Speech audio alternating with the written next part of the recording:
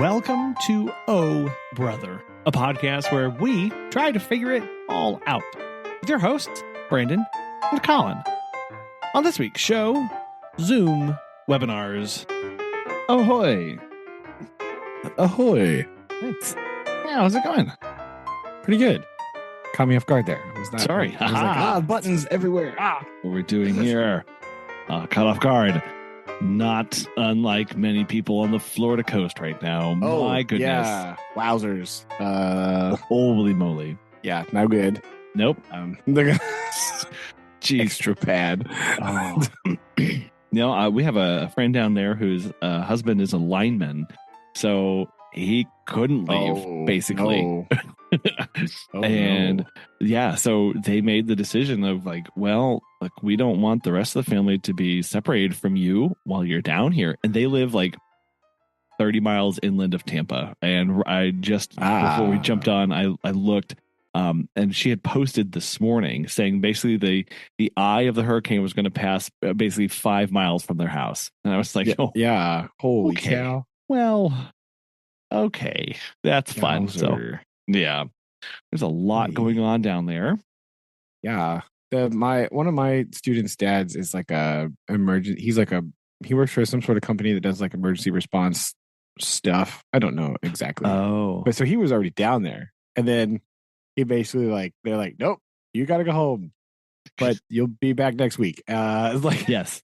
So it was not. Yeah, it's real bad. Don't unpack the bag, but you can't stay here because no, run away. So yeah, it's real. Ugh, it's pretty bad. So I hope all the Floridians are okay because it's pretty gross. It's right now too happening. So it is indeed. Yeah, I found myself going on trying to find all these live cams so I could be in 6 different places around the state. And I was like, I don't know what I'm doing here. I need to not watch this. This is kind of not good. What am I hoping for? I'm only watching this because I'm going to be let's see some palm trees flying through the air, sucker. Right? That's not okay. So I just. What is okay? So that motivation may be slightly skewed, but it's the same reason why you watch because I watch some storm chasing people in the that live stream and stuff on the internet. So I do it just to be informed, and oftentimes they are saying things, but there's a person there, right? So that's a little bit different than just a live cam because there's nobody providing any sort of commentary or knowledge imparting, right? It's just a picture. So I guess it's interesting that you can see what's happening, but it's a little less educational, perhaps. Right. Because it's also going, well, I haven't been watching these same 6 web cameras for the past, 5 years. So I know intimately how much water is too much water? And what does this actually mean? Is this heading in you don't have any background knowledge. I have no context for what's happening. Yeah. So I'm exactly. This is actually really unhelpful because I'm just going to go. I was watching one and Megan was like, how's it going? And I went, it's pretty wet and windy. I assume not good, but a lot of water and I have no comparison. Yeah, there's nothing to compare it to. So it's I was I'm just going to close out of this. This is it. Yeah. This is what I thought I was getting. That's fair. It's okay. But anyway, I was just yes, that's been going on. I opened up Zoom and up at the top it said, for limited time, save 15% off your first year when you purchase Zoom Webinars 500. Don't wait. That offer ends. And I was like, what does that even mean? I don't know. So I clicked on get offer. And probably should have done that. Oh no, I'm signing in on stuff. Anyway, I was like, don't do that. What can we use for a webinar? Oh, that means you can have 500 people on your. Oh my gosh. Okay. That's a lot of people. Okay. I have just stumbled across a checkout window that I'm going to X out very quickly after I briefly describe this. If you want 500 people to attend your Zoom webinar and allow to have 100 panelists, this is $700 a year. Yeah. What? Now, I would just like for you to know, this it starts at Zoom webinars 500. What number do you think it goes up to? Oh, I don't think I probably want to know the answer to that. What number? I don't know. Okay. It would be Zoom webinars 1 million. What? Why? I don't know. I don't know why you would need 1 million. What could you possibly do with that many people? Why? In case you were wanting to know, that the Zoom webinars 1 million. It's not an annual plan. It is just for a single use event. So if you hosted an event and you expected to have 1 million people watching, you would have to buy this every time you did an event. And this license, my friends, is $100,000. And I can click a button here to place order and put it on my credit card if I wanted. Okay, so I have a question. Zoom. Okay. Why? Who is going to use that?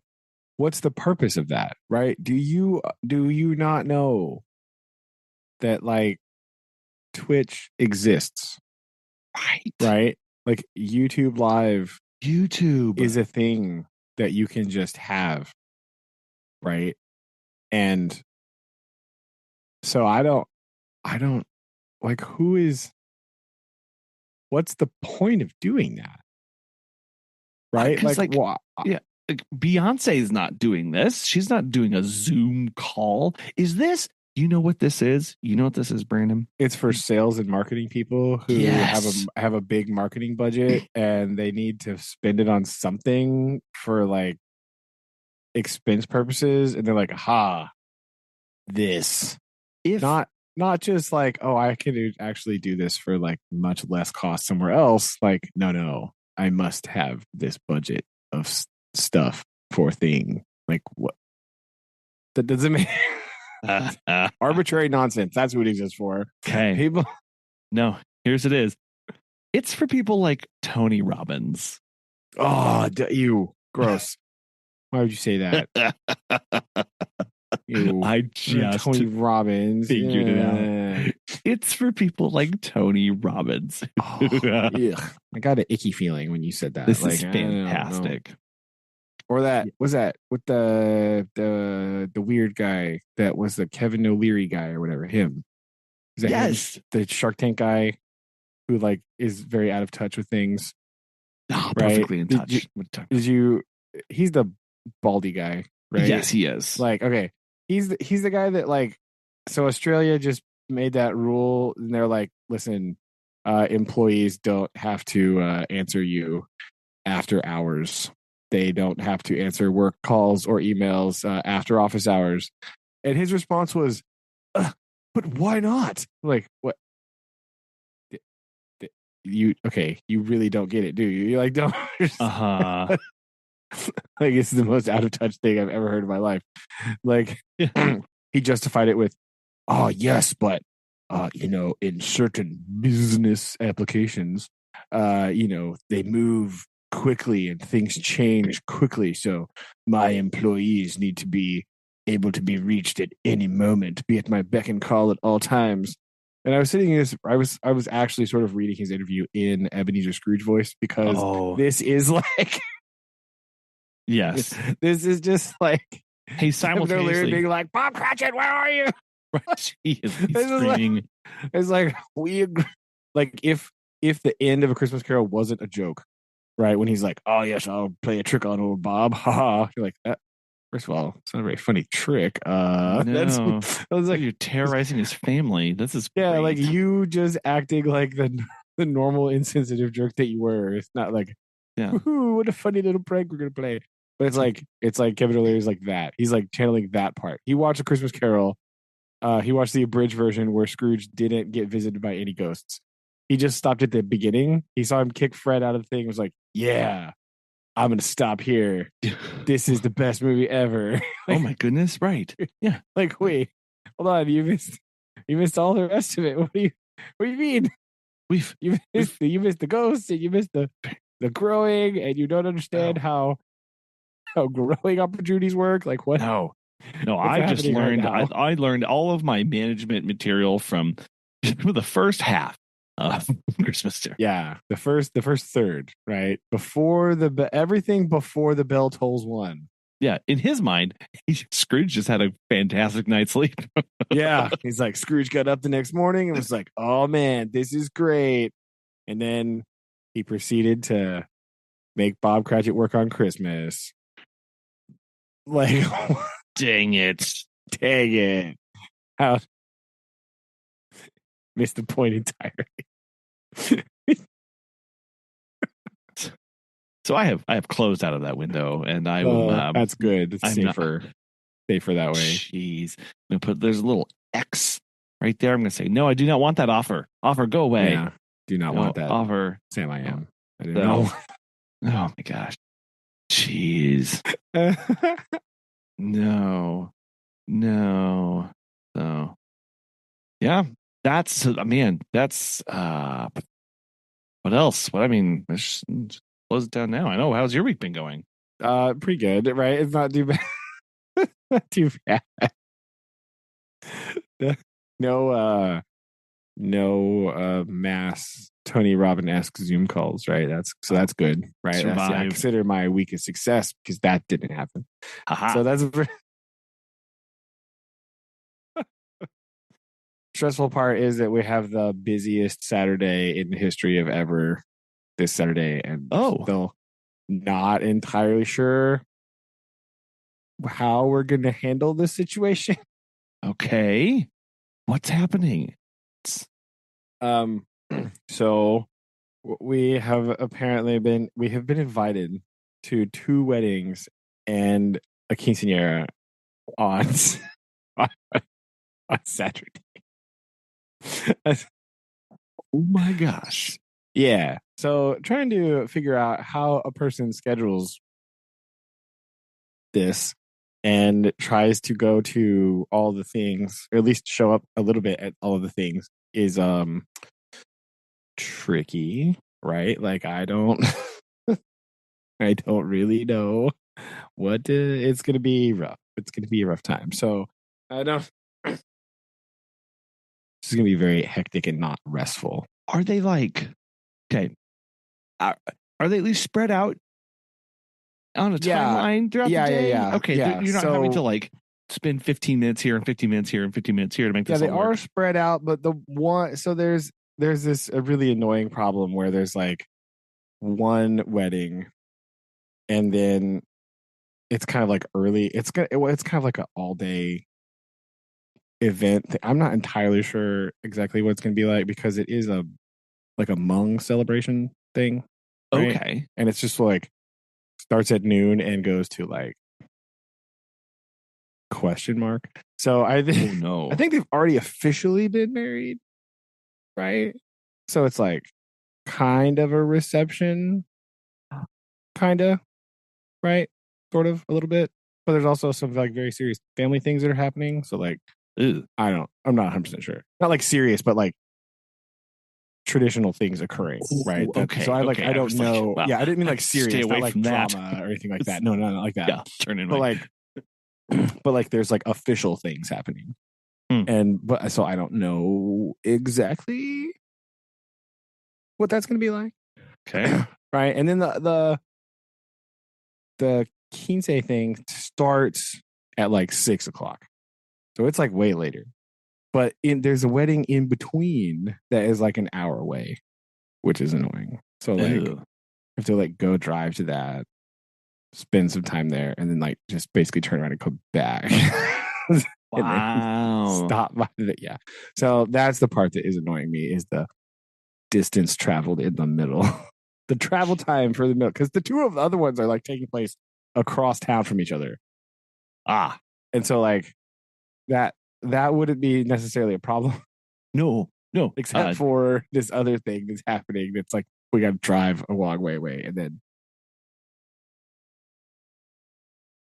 return. So that's perturbing.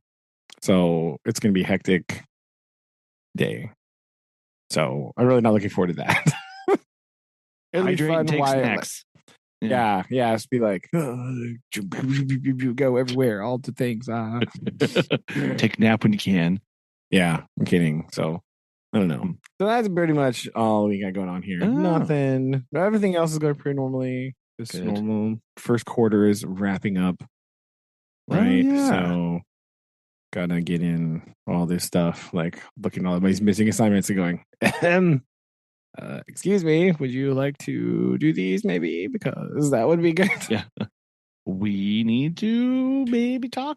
Yeah, maybe you need to talk. Maybe need to get on track here. So it's being the struggle to adjust to the 6th grade life is real for some people. So sure, it's not going particularly well for some people. It's a little difficult for them. So that's kind of hard to find solutions for. Like, how do I help them, but also hold them accountable at the same time? To be like, yo, you need to do this. Like, what are you doing? Like, what are you doing during your class time? Because it's not working. I know that because everyone else is done. Yeah. If you were to do a self-evaluation right now, like, how would you say you use your time? Poorly or really poorly? Those are your choices on your. Because it's not. None of this is.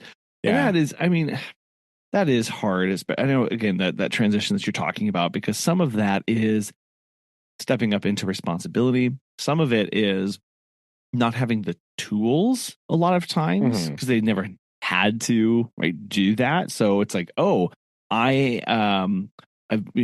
weighed and tested myself and found, I've been found wanting because I just don't know what I don't know and didn't have anything prepared for this. So that's it. A lot of times you don't know where to begin, or that it is an issue, or kind of how to make it better. Right. So I'm sure it can feel kind of, how do I even get out of this hole? Yeah. So that's what we're working with several people. Like I've talked to some of them and we've been trying to figure this out. So yeah, it's been a little crazy. Somebody accidentally scheduled two kind of research presentation projects at the same time. I don't know who did that. Ooh. Oh wait, it was me. Oh no. Speaking of self-evaluation, I know. I was trying to figure out where it works. So I have made some notes for next year about how to improve, streamline this process, because it was not. I was kind of like, yeah, that's weird. Oh no. Oops. Sorry, everybody. Again, it would probably be more fine, if a thing like that happened towards the middle to end of the year, because they'd be more used to workflow things, right? Sure. Get them trained up a little bit better, But right now, didn't. Oopsie daisy. So yeah, we gotta get. So it's all right. We'll get it figured out. Yeah. It wouldn't have been so bad, but I had this project I was going to make him do, and I wasn't going to make him present it. And then a whole bunch of people were like, "But we want to present this." And I was like, "What? Well, I don't really want to quash that. So I guess we'll try to fit it in." So I'm kind of half winging it and trying to figure out, how do I fit in this, because this is slightly more than I anticipated taking on at this time, right? Didn't really want to do a presentation in this class, right? I wanted to do it in the other one, because the other one is already scheduled and locked in, right? I was like, I have a plan for that one. And this one, they were like, "Oh no, can we present it too?" And I was like, I guess. Sure. Dang it. That's sorry, everybody. So yeah, I'm trying to figure out how to deal with that. Hmm. So I don't know. I think what I may do, I don't know if I want to just like be like, all right, we'll do it right now and like just let them do it, or if I want to like spread it out and be like, okay, I can do this many today, and then the next day, all right, I'm gonna do this many more, right, and kind of like spread it out longer to fit it in with some of the other things that we have to do, or if I should just be like, all right, just forget it. We'll just take one day, do it, bling, be done. So I haven't quite figured out how I want to do that.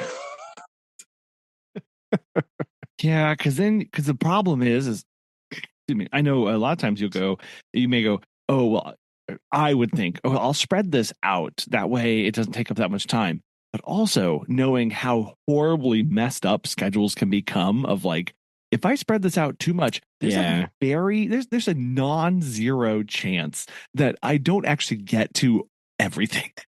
Yeah. Right. Right. And then like next week, one day, I can't remember if it's Wednesday or Thursday. We are doing like our end of the quarter like trip thing for like good behavior-y stuff, right? And so that day will be lost. Yeah, see, that kind of so stuff. Like, yeah. And like, so I don't know.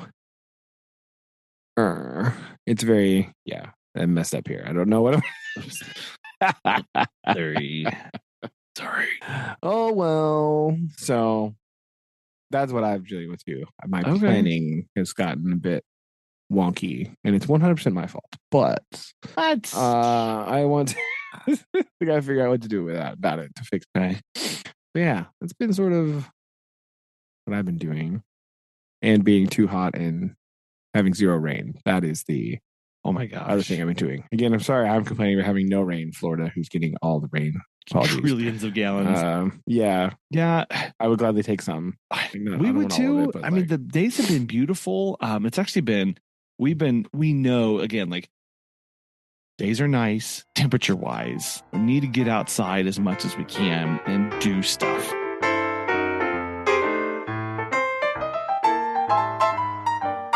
But also knowing that like because I don't want to just be inside all of the time, because then when we have to be inside, then it's really annoying. So we've been trying to be outside and do things. We did did some more of the family adventure book this week. We did we did two things. Actually, one of them is quite apropos. It was an outside event, and we did have to buy some things. Have you ever heard of a Texas snowball? Okay, so it seems to me that I have heard this phrase, but I currently have no context or reference about what it is or where I would have heard it. But this the phrase itself sounds familiar, but that doesn't mean I know what it is.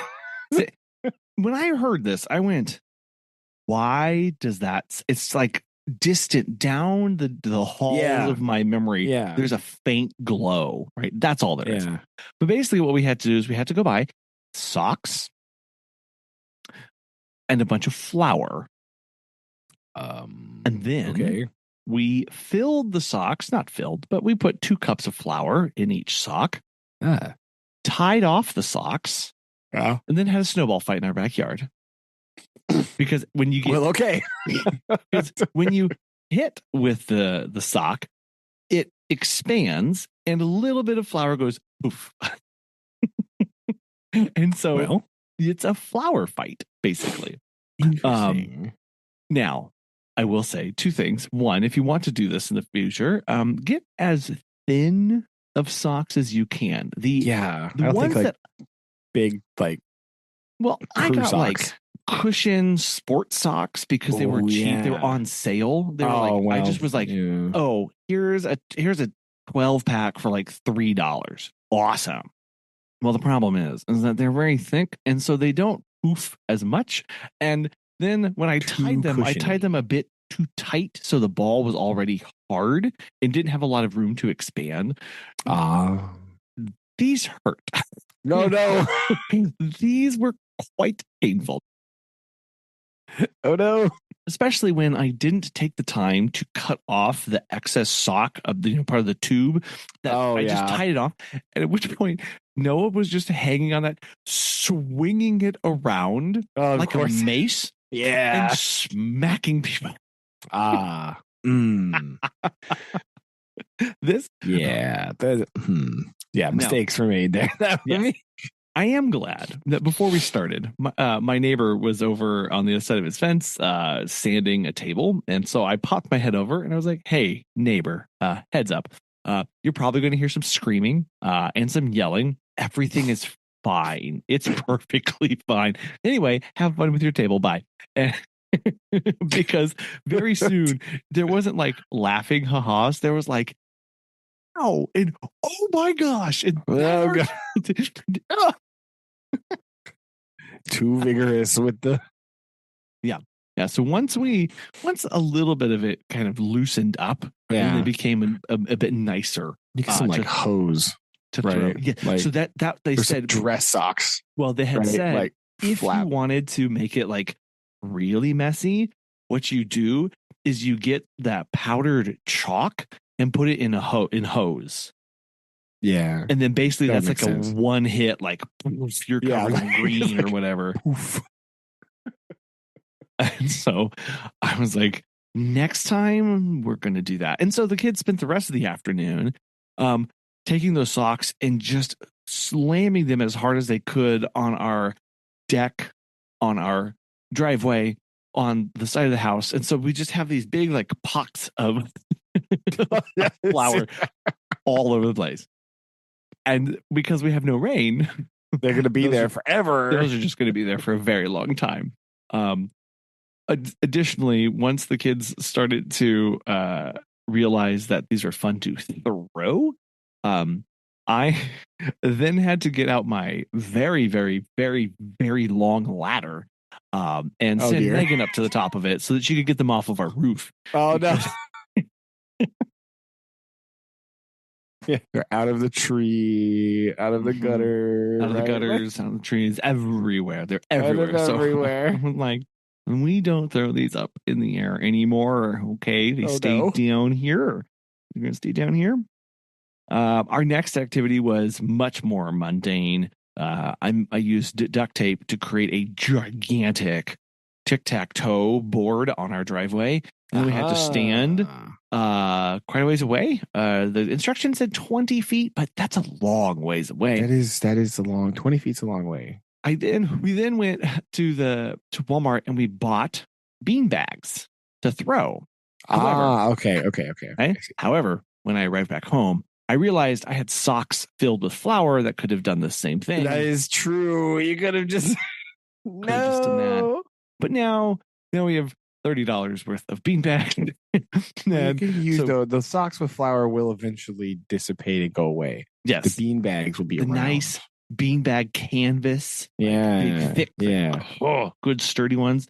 So then we played Tick-tack-toss in groups, of course, and so we had to alternate. One goes throws, one goes. So we had to work as teams to strategize and get stuff done. And I think we got cat every time, except for the very last one where the kids pulled it out for the win. So nice. They managed to do that on up. So my driveway still has a giant tic-tac-toe board on there. So it's open to the public. If anybody, that's not true. This is do not come home play. Your neighbors are going to be out there throwing socks full of flour at the tic-tac-toe board. You just But I was like, that actually would be, doing like a block party or something. It's just giant, like 8x8 grid board thing that, it's huge. So, it was fun. And that explains why you have to stay 20 feet away. That's pretty big. So that yes. We stepped a bit closer because accuracy. So. Well, that's fair, but that's nice.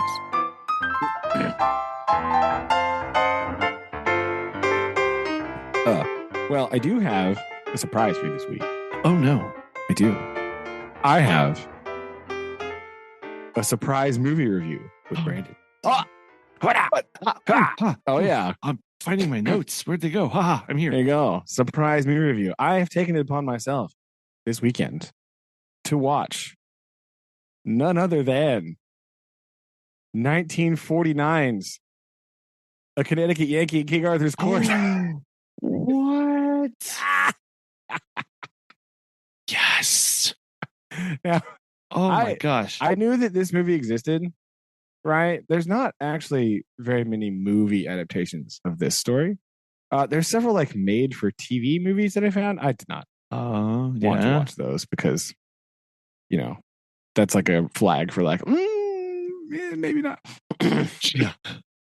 But there is a 1949 version that I was aware of. I kept seeing this pop up anytime I would do a quick search or look for something around this. It was over my periphery. And so I just pulled it up again and I was like, oh yeah, it's got, who's people in this? I see the top bill on this and I'm like, what? Yeah, that was the first thing that got me off guard because I just clicked on it, started watching it, and then it was like starring Bing Crosby. And I went, what?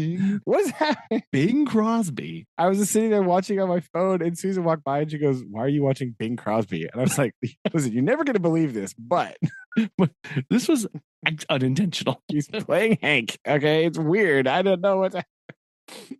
So yeah, the fact that Bing Crosby in this is very weird because that means that all of a sudden there's like 5 songs in this movie.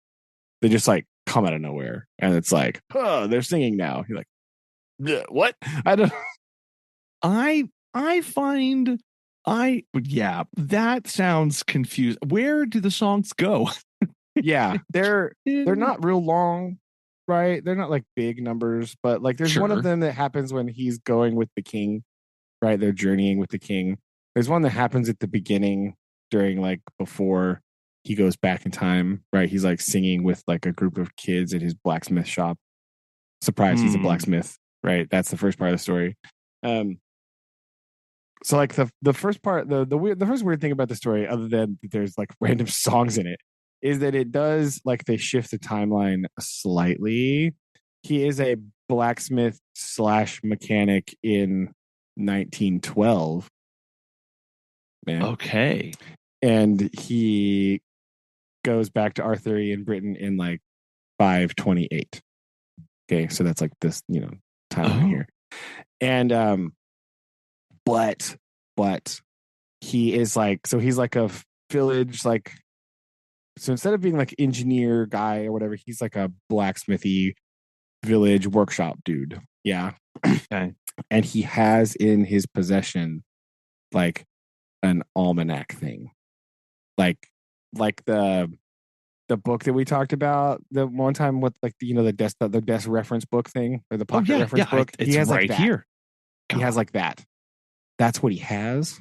And so that's what he's referencing through the whole movie later on to when he's like, oh, hold on, let me check. And he like is flipping through the book to find things. Okay, that makes he's not just this weird like random savant. Genius savant. Yeah. Yes. He has like a thing that he brought back with him that he is using to do the thing, right? But so anyway, the movie starts, he's in the castle doing the tour of the castle, right? And it's kind of the same, right? But then he meets the proprietor of the castle, who is like wanting to see him because he wants to know what this weird dude is asking the question. So there's no Mark Twain in the story. Sadness. And then then he goes to the flashback where he is taking a horse back to somebody, and the horse, like, it's through a storm and he like gets thrown off the horse, and this is where he bonks his head and then wakes up with Sir Sagramore like kicking him, being like, I've captured you now, haha. Okay. So they change the beginning, and then he goes to the thing, and it is him like embellishing the story. That part's in there, right? Embellishing the story. Oh, he's a monster. He's the greatest and tallest of beasts. And there's like some eye rolls from the people in the crowd. It's kind of funny. Nice. And then he's like, no, I'm not. I'm a wizard. And he like strikes a match, and he's like, "Ooh, look, ooh, ah," and they're like proclaiming him to be like put to death, or whatever. And he like shines a little magnifying glass lens on the paper and burns it up, and that's how they're like, "Oh my gosh, he's so powerful!" That's how it starts. Okay. Interesting. Yeah. And then the part where he's like, "Oh yeah, no, just give me half the kingdom and whatever, in a blacksmith shop." He just wants a little shop to tinker in, and that's how that happened. Huh. And he goes to a party, and he like, makes the part at the party where he like conducts the orchestra, because it's Bing Crosby, so he like makes him play some like jazzy number, and they dance, and he dances with the girl, who turns out her name is like Miss, what's her name? Alisane or something, but that's ends up being Sandy, right? That's Sandy. Okay. Alisand. It's Alisand, but he calls her Sandy, so that's her. Okay. But Sandy is actually in the movie. Sandy is betrothed to Lancelot, right? And so he is. When he ends up, so the pacing and there's some of the events that are in the book, but they're all out of order, and it's really bizarre, right? So like he gets in Lancelot hears about this because Morgan Le Fay and Merlin tell him, because they're the villains in this. Merlin's still a villain, but they send a thing to Lancelot. Hey, Lancelot, this dude's after your girl. And so the duel that he ends up having against Sir Sagramore in the book is actually against Sir Lancelot in the movie. Okay. Right. And it's right here at the beginning. Like, he like does the thing. He has a little blacksmith shop. He's hanging out with Sir Sagramore, because it turns out in the movie, Sir Sagramore's first name is, you guessed it, Clarence. So they combine Sir Sagramore and Clarence into one person. So it's like his little sidekick. He's not quite as witty or as smart as Clarence, but he is like beefy like Sir Sagramore. So, okay. They combine that character into one person. So then instead of like having extra, that's one person. So it's Clarence Sagramore. Boom. But he just calls him Saggy the whole time. So that's a little bit weird. But so he has the duel against Lancelot, which is where he like does the lasso thing, right? Where he can't get up on the horse in the armor, so he goes, "Hey, is there any rules against it?" And then he does the lasso joust against Lancelot, right? So he lasso jousts Lancelot, unseats him there, right? And then everything is going well, but he's so pompous and like, haha, I'm so amazing, that Sandy's like, "That was rude. You owe Sir Lancelot an apology." And he's like, "Why? He tried to kill me." And she's like, "You're so uncouth," and just walks off. And he's like, "Well, hold on." Minute. So there's a tiff there, right? After that, he goes back to his blacksmith shop, hanging out with his boy, Sir Clarence Sagramore. And this is where the girl comes and meets him and asks him for help because her family has the plague, right? Oh, so we have a very brief plague house thing where they go and he meets the mom, and the father's already died and the brothers have already died. With the brother, we don't see the brothers come back. That's not a thing that happens. We just like, everyone's dead. And the mom talks about how unfair the kingdom is and blah, blah, blah. And this is what inspires Hank to take King Arthur out to see the kingdom. Okay. Right? So as they're traveling, there's another song here somewhere. They're singing. Makes sense. A song. He also sings a song with Sandy, and he sings a song at the beginning with the children in the blacksmith shop because he's like talking about him. That's a thing that happens. And he goes back in time, and like the kids hang out at his blacksmith shop and see what the heck he's making, because he's making like all kinds of crazy stuff. Like you see him making the pistol, right? Chekhov's pistol here. He's like putting it together with a diagram from the almanac. Nice. And so he goes out a journeying with the king. They do put the part in where the king like won't stand up because he's like itching his foot, and he's like, his feet hurt from traveling. So when the nobles walk by, he can't be bothered to stand up. And then they just get captured and sold as slaves immediately. Like that just immediately happens. Oh. And then they get taken to the slave market, and that is where Merlin buys them. Merlin buys them at the slave market. Okay. Right. They're trying to sell them, and they do the thing where Hank brings like a pound, and they offer the farthing for the king, and he gets really mad. So they left that part in there too. Sure. But then Merlin buys them, right? Because he's going to send them off to the mine to just work till they die so he can take over the kingdom, right? And whatever. But the Sandy comes back. She hears that they've been captured. Oh, yeah. So here's they've been captured, and they come back, and Merlin captures all of them, right? They go out. At some point in here, they're going to be executed. And this is where Hank remembers about the eclipse. So it's like at the very end, the eclipse happens, and Hank whips out his little almanac thing, and he goes, "Oh my God, what is today, King?" But he gets it from the almanac, and he does the magic words by yelling like capital cities' names and all that stuff, which is also hilarious. Perfect. And then he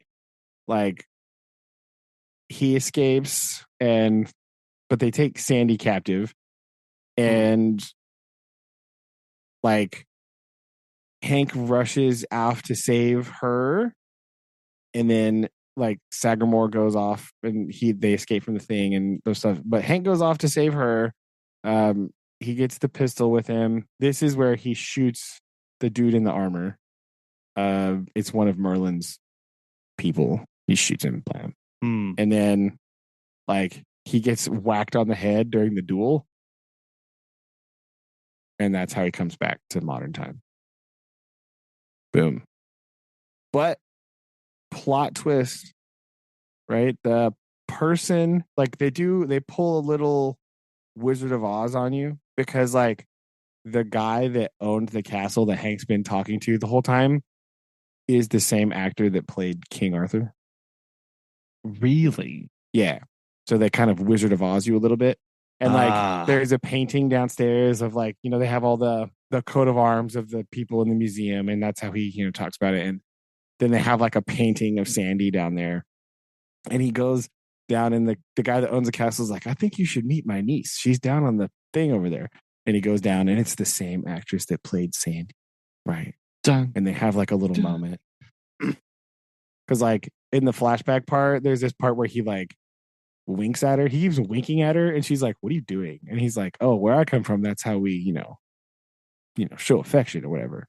And then when he meets the totally not Sandy at the end, sure, she winks at him, and he's like, "What's going on?" And that's where the movie ends. So it's like, so still ambiguous, and there's like big swelling music because they're like back together or whatever. But like, it's a bit ambiguous, and like, what really happened? Oh my gosh!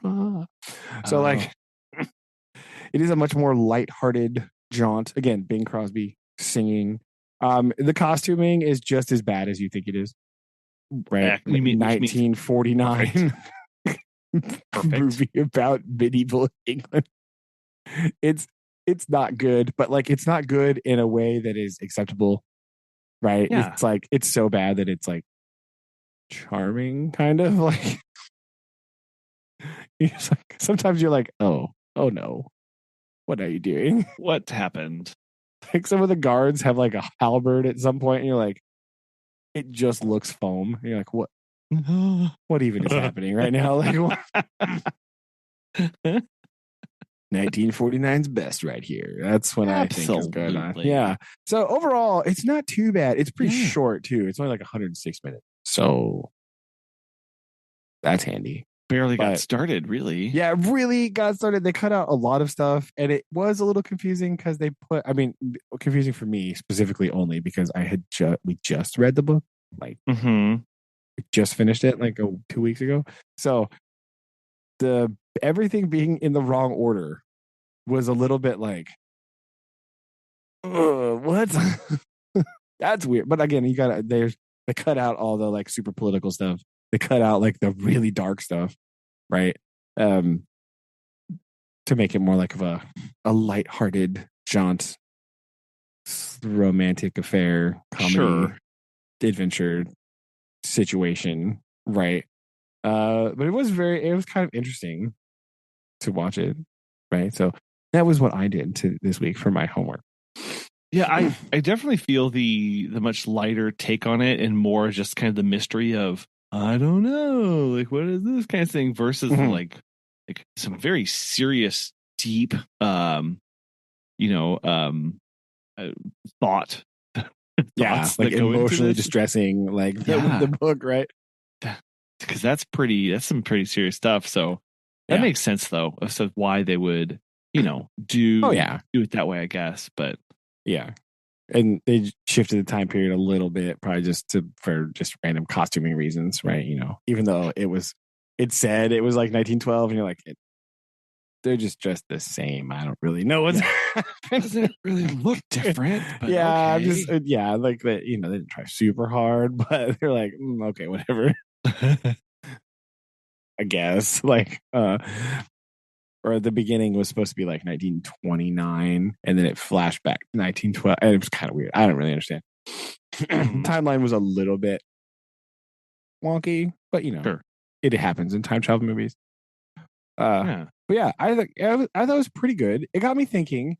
It may be a movie that should be remade in a more modern time, right? Not necessarily to like be a dark, terrible, like depressing time travel movie, but like if there hasn't really been a movie since 1949, right? It is Like, ripe. it is ripe for a remake, right? And I have a question for you about this remake. Do you think a Connecticut Yankee in King Arthur's Court would be prime pickings for a Muppet remake? I mean, isn't everything prime pickings for? I mean, Muppet Remake? yes, But also, yes. But yeah, this is what I was thinking about right after I watched the King Arthur, or after I watched the movie, the 1949 version. I was like, I wonder what a Muppet version of this would be like. My goodness. Okay, so Yeah. So yeah, here's the question. Here's the important question. Who plays Hank? Yeah, I mean, because I think the obvious answer there would, people say Kermit because he's kind of the the hero lead character. Yeah. But I don't know if because there's a weird, I don't know. I always got the sense that there's kind of a little bit of a dark side to to Hank in the book. And so I don't know. So is Hank Gonzo? Yeah. That I think Hank has to. Well, now, so here's the thing: who then plays Merlin? Because if someone's going to believe that they're like a passionate wizard, it would be Gonzo. That's a good point. That's a good point. Yeah, see, that's tough. I was thinking you could do Hank is Gonzo, Sandy is a chicken. Right? That would be kind of funny. But yes, that's true. You do need a villain. Right? But Merlin could be one of the people actors that are in the movie, right? Sure. Yeah. Merlin. You could have him. But or, if you want to think more, just like most of the actors are Muppets, then because I would think Gonzo might be a good Hank, but who would be Merlin? I guess you could have Rizzo be Merlin. That'd be kind of Rizzo. You know what? Actually, Rizzo would be an amazing Merlin because Rizzo as a character, like he's perfect for those. He needs to be in scenes, but like main character energy, he doesn't really have that. But like Merlin just kind of pops in and pops out, does some crazy stuff, and disappears. He tries to like foil. Yes, constantly trying to foil Hank, and then like he just gets like literally runs away with his tail between his legs. So like maybe Rizzo. I think Rizzo may be a good Merlin with Gonzo's Hank. Or the shrimp guy. Oh, He might be a good Merlin. I'm Right. really looking forward to Fozzie Bear as King Arthur. Fozzie could be King Arthur. Fozzie could also be Sir Sagamore. Just saying. No. I definitely want Sam the Eagle to be Sir Lancelot. Yeah, 100%. That's definitely confirmed. Yeah. Right. Yeah. Who else do we have here?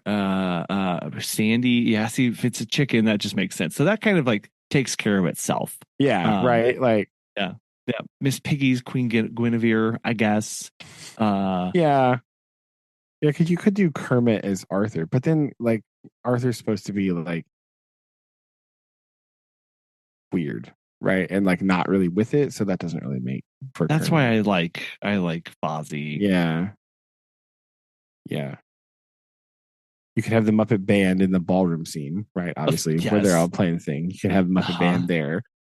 So that's important. Perfect. But like, yeah. But yeah, where do we the problem is where do you put the Kermit Piggy situation? Right? Where do we fit them into the movie? Because there's not a lot of relation. The only real relationship in the whole movie, other than the like, is Hank and Sandy, right? Outside of like the whole Lancelot Guinevere thing, which not maybe don't put that in the Muppet I don't think maybe right? we'll do that one. Right, like so the problem is if you're gonna have that, you need that, but they didn't do it really in like they just added and like changed some stuff in the Treasure Island movie. Yes, because she was like thin gun, right, which is not a romantic part, and they just like made it go in there. So we're gonna have to change some character design here for this. Because see, I think because I think if the shrimp is Merlin, then you have to have Rizzo be Clarence. Ooh, right. If Hank is Gonzo, Rizzo can be Clarence. I think that might be good. That would a better make a lot tag of sense. team. Yes. Right. Yeah. Can't forget about Clarence. Yeah. Yeah. That'd be important. So we just have to find a place for Kermit here. This is the. Yeah, I don't know what to do about the Kermit Piggy thing. I don't know because I mean, you could. So I'm trying to put some pieces of puzzle. Does he play Mark Twain? Oh, maybe. Maybe. But he'd be good. It would be a different take because Kermit's again typically lead and everything. But I think that would be a different way to kind of frame this of he's the narrator. He's Mark Twain in those instances of needing to talk about the story. So. Yeah. He could be in it, like kind of like how Gonzo was Dickens. Yes, right? Exactly. Could be like that. This is what I'm thinking. Yeah. This is what I'm thinking. Because Gonzo's way more just, way more kind of energy. Yeah. Because if you're going to have the Muppet be a lead person, you do need to have somebody else do that stuff. Because Kermit wasn't like the lead man in Christmas Carol, but that's because you had Michael Caine and like. Yeah. I mean. Blam. Oh. So like. Absolutely. So. But he did play more of a lead part in the Treasure Island movie because he was the captain or whatever. So that's what he was. He was the captain of the boat, and then Piggy was the marooned sailor. And that's what. Yes. Okay. Yeah, it's all coming back to me. I've seen that movie in a long time. So, yeah. So we got to figure out where to put Kermit in here. But I feel like this could potentially be like if they stay, again, you don't want to go onto the too dark. You can go a little bit dark because again, Christmas Carol, a little bit dark, right? Yeah. Treasure Island was a little bit dark with the whole Dead Men Tell No Tales stuff, the whole like, betrayal, right? Dead Tom, obviously. And Dead Tom. Dead Tom's dead. Dead Tom's dead. Dead Tom's dead. course he's dead. That's why he's called Dead Tom. Like, Oh, right. right. It's-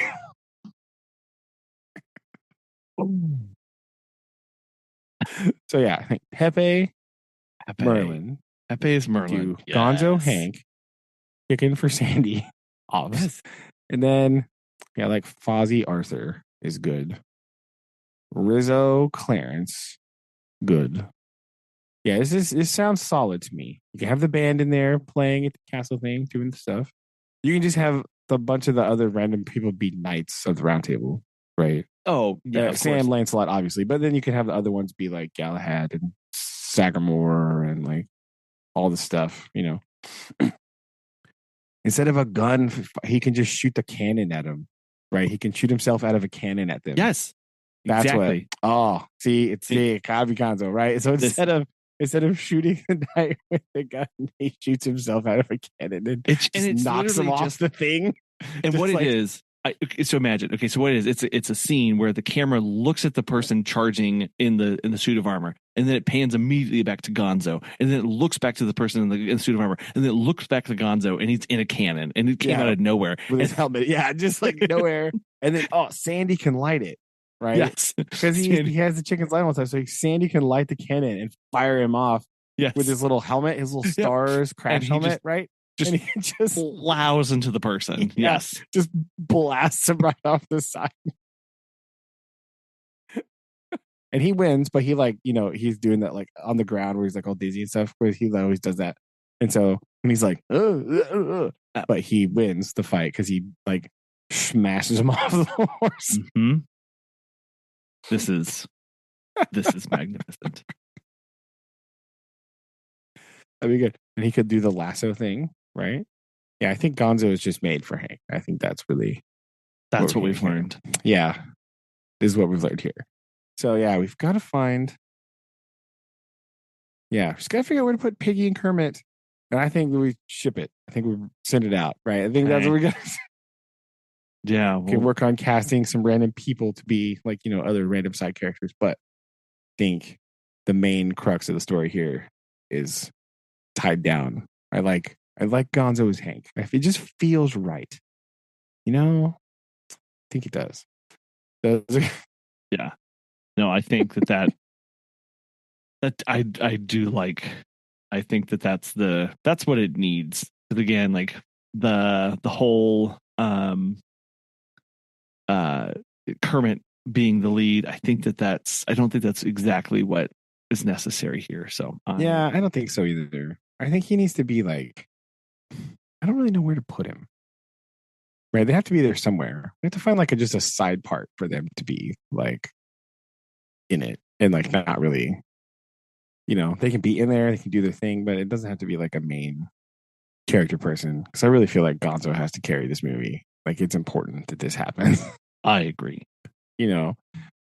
Actually, I think I just thought the person that should play the Muppet that should play Sagamore is the big. I don't remember what his name is. Like the big monstery guy.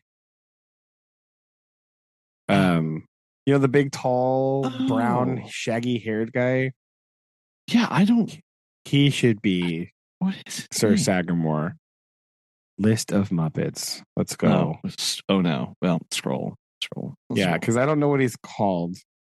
Oh, the Swedish chef can just be in the castle, right? Yeah, he's serving everything. He's going around doing his thing. But Billy the Bear. Yeah, I don't know who it is, but that's the guy who should be the Sir Sagamore. Because Sir Sagamore, when he catches Hank originally, he's talking about how he's a monster and how he's like big and scary. And so if that dude was telling the story about how Gonzo was the big and scary one, it would just be really funny. Right? It would just be really funny, like Gonzo being like looking at him sideways, like, right? Like do his little shoulder shrug. Yeah, I think that would be good. That would be funny. Mm-hmm. That's necessary. I think that would be good. We gotta put Dr. Bunsen and Beaker in there too.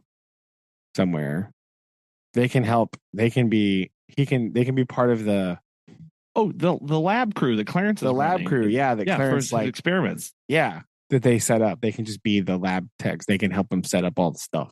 Yeah. Right? When they invent radio, it can be them working on stuff. Yeah, and they're just constantly, every time he's like, all those cutscenes where he's like looking around, he's like, oh, look at all the wires. Like they're walking over and like coming up to talk to him and confirming with Clarence, and then they're just like tinkering stuff. Yeah, they're like tinkering with things or like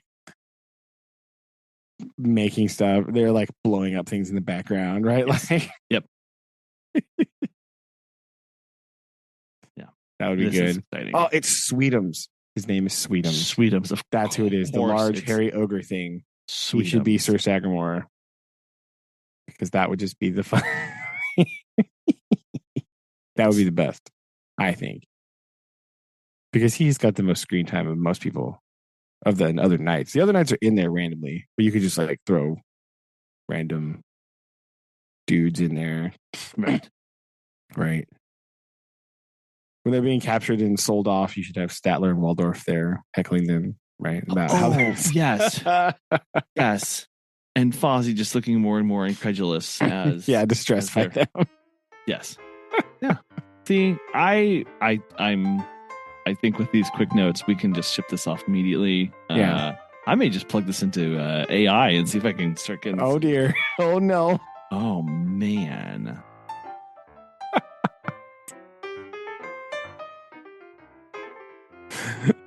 Yeah. Okay.